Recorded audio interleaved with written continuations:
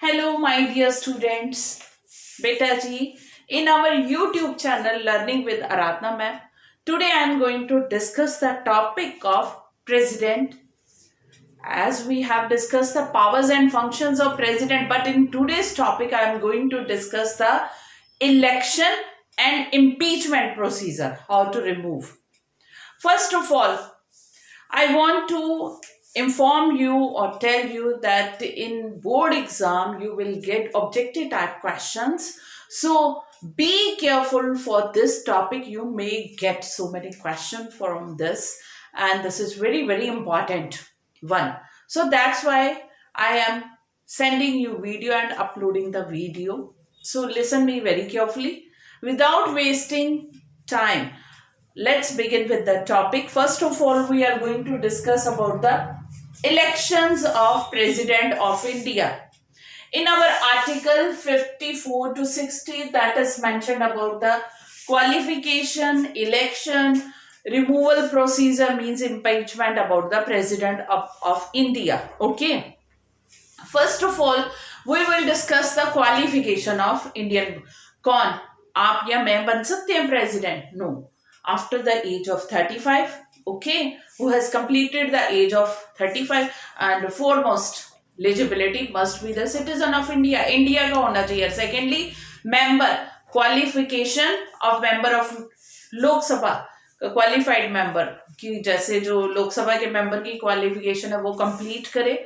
Secondly, कोई भी office ना होल्ड करता हो गवर्नमेंट सर्विस का, गवर्नमेंट जॉब कोई नहीं टॉप की. अगर वो प्रेसिडेंट बन गया तो ही और she has to resign. Okay, एक ही कर सकता है वो. Afterwards we are going to discuss about the function, sorry, election. एक इलेक्शन के लिए एक और क्वालिफिकेशन चाहिए. जिस भी कैंडिडेट ने प्रेसिडेंट ऑफ इंडिया बनना है वो फॉर्म भरेगा, ओके, एज ए कैंडिडेट. तो 50 उसके होने चाहिए प्रपोजर, उसका नेम प्रपोज करने वाले 50 होने चाहिए सेकेंडर. ओके, बैकअप वही फॉर्म. नहीं तो 35 की एज है, लोकसभा के इतने मेंबर्स हैं, पार्लियामेंट के इतने मेंबर्स हैं, any member can fill the form. ऐसे तो बड़ा रश लग जाएगा. Not at all. 50 proposer, 50 seconder होने चाहिए जो भी कैंडिडेट होगा एलिजिबल प्रेसिडेंट के इलेक्शन के लिए. अब फॉर्म फिल कर दिया, उसके बाद हो गए जी इलेक्शन स्टार्ट. वोट डाल सकते हैं प्रेसिडेंट के इलेक्शन में हम और आप नहीं. आई हैव डिस्कस्ड कि हम लोग 3 बार, हमने कभी प्रेसिडेंट के लिए वोटिंग की है? Ask to your parents. Never we have voted for the president. हमने 3 बार वोटिंग की है. I have told you that is of MC का member of municipal corporation, and in the rural area panchayat. Urban area अगर member of municipal corporation का करते हैं तो फिर म्यूनिसिपल कॉर्पोरेशन के लिए वोटिंग करते हैं, तो रूरल एरिया में पंचायत के इलेक्शन होते हैं. ओके, ये डिफरेंस है, बाकी सेम है. एमएलए के लिए वोट करते हैं और एमपी के लिए हम लोग वोट करते हैं 3 time. Okay, 3 time we vote. 3 बार हम लोग वोट करते हैं. और ये दोनों मेंबर जो है एमएलए और एमपी, जिनको हमने वोट डाल के इलेक्ट किया है, वो हमारी तरफ से, ये हमारे रिप्रेजेंटेटिव हैं, वो जाके हमारे ही तरफ से प्रेसिडेंट ऑफ इंडिया को इलेक्ट करते हैं, इलेक्शन में पार्टिसिपेट करते हैं. अब ध्यान से सुन लो फिर से. Now listen me carefully again. Members of Lok Sabha and Rajya Sabha, members of state legislative assembly, और इसमें यूनियन टेरिटरी दिल्ली और पौंडीचेरी जो है उसकी भी स्टेट लेजिस्लेटिव असेंबली है, वो भी पार्टिसिपेट करते हैं. Member of Lok Sabha and Rajya Sabha, members of state legislative assembly, और 2 यूटीज की हमारी पौंडीचेरी और दिल्ली की है लेजिस्लेटिव असेंबली, उसके भी मेंबर्स, यानी कि 28 स्टेट्स हैं. 28 स्टेट्स के सारे elected member. One thing keep in mind, this question may come, who participate in the election of president? Elected members of Lok Sabha, Rajya Sabha, state legislative assemblies, okay, Delhi और पौंडीचेरी की भी स्टेट लेजिस्लेटिव, बट इनके elected members ही election में participate करेंगे, ये elect करके चुनते हैं on the basis of single transferable voting system of proportional representation. अब ये समझ लो बेटा, सपोज कर लो 5 कैंडिडेट हैं, ठीक है, प्रेसिडेंट के इलेक्शन के लिए खड़े हैं, या 3 कैंडिडेट ओके प्रेसिडेंट के इलेक्शन के लिए खड़े हैं, इनमें से जिसको लीस्ट वोट मिलेगी, सबसे कम वोट मिलेगी, वो बाकी कैंडिडेट में इक्वली डिस्ट्रीब्यूट हो जाएगी। Getting my thing? Equally distribution proportion के अकॉर्डिंगली, इसलिए इसको सिंगल ट्रांसफरेबल, ट्रांसफर हो जाएगी उनकी वोट, यानी कि वोट वेस्ट ना जाए। जिन भी कैंडिडेट ने, जिनको सबसे कम, those who get the least okay vote in the election of president, those votes will be transferred to the other candidates. Again, जिसको सबसे कम वोटिंग मिली है उसकी वोट वेस्ट नहीं जाती, वो ट्रांसफर हो जाती है बाकी के कैंडिडेट्स जो हैं इलेक्शन में खड़े प्रेसिडेंट के लिए, ओके, बाकी के जो प्रेसिडेंट के इलेक्शन के लिए खड़े हैं कैंडिडेट, उनमें ट्रांसफर हो जाती है, उनके चली जाती इक्वल प्रोपोर्शन पे, ओके, प्रोपोर्शनल रिप्रेजेंटेशन, इसलिए इसको कहा जाता है। इसके अकॉर्डिंगली इलेक्ट हो जाते हैं हमारे president of India for the term of 5 year, 5 साल के लिए। और ये 5 ईयर की टर्म ये नहीं है जब इलेक्शन हो गए, रिजल्ट आ गया, स्टार्ट हो गई, नॉट एट ऑल। ये 5 ईयर की टर्म ऑथ सेरेमनी कौन, chief justice of India, okay, देता है। अगर वो नहीं है तो उसके इक्वल जो है पोस्ट पे वो ऑथ दिलाता है प्रेसिडेंट ऑफ इंडिया को।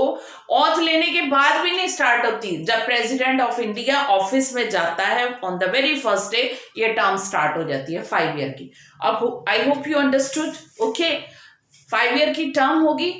इन between now we are moving towards the second part of our topic, that is impeachment.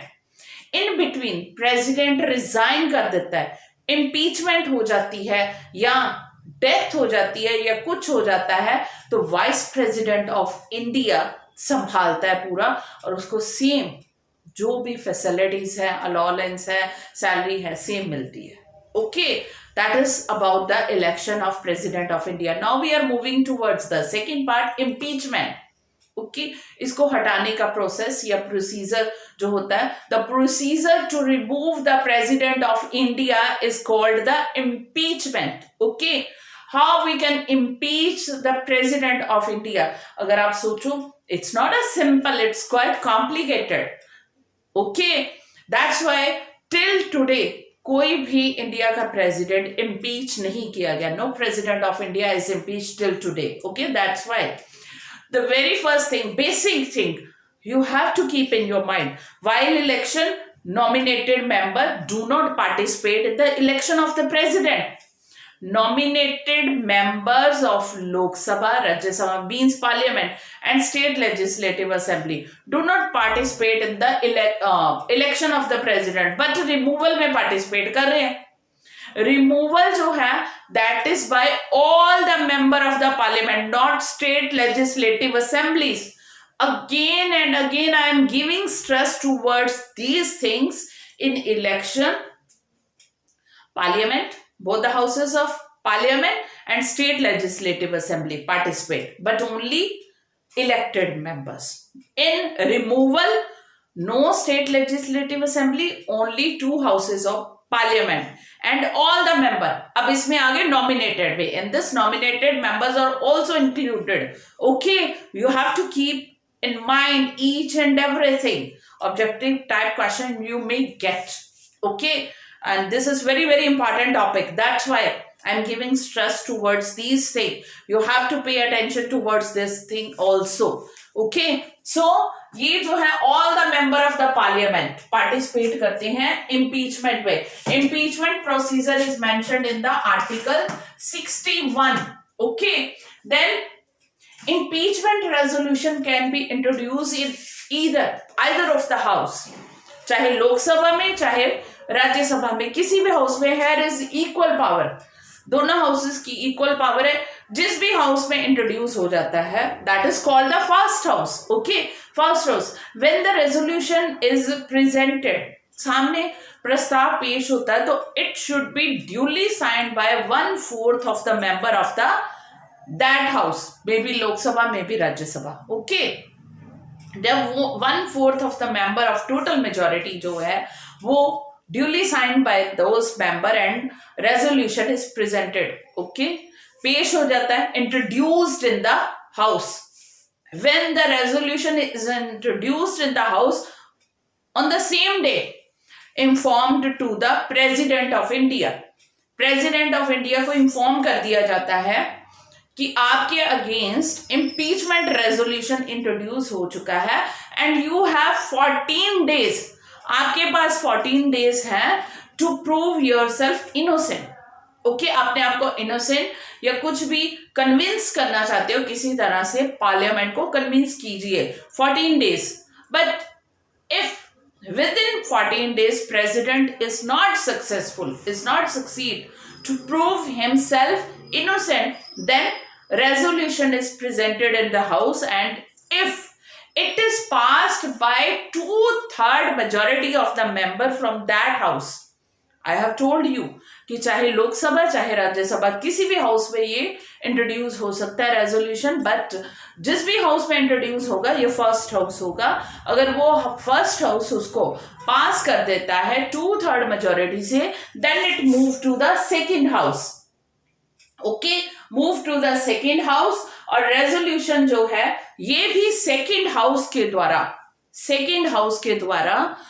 Bye 2/3 majority से पास होना चाहिए। It should be pass by the second house by 2/3 majority to remove the president. I have told you till now no president is impeached from his office. So this was the procedure of election of president and how the president of India is elected and how can we impeach or remove the president of India. I hope you understood very well. Still you have any problem, send me your problem in comment section. Okay, but this is very important topic, that's why. Okay, before leaving once again I want to remind you, same, share, subscribe and share my channel to all. That's all, beta ji.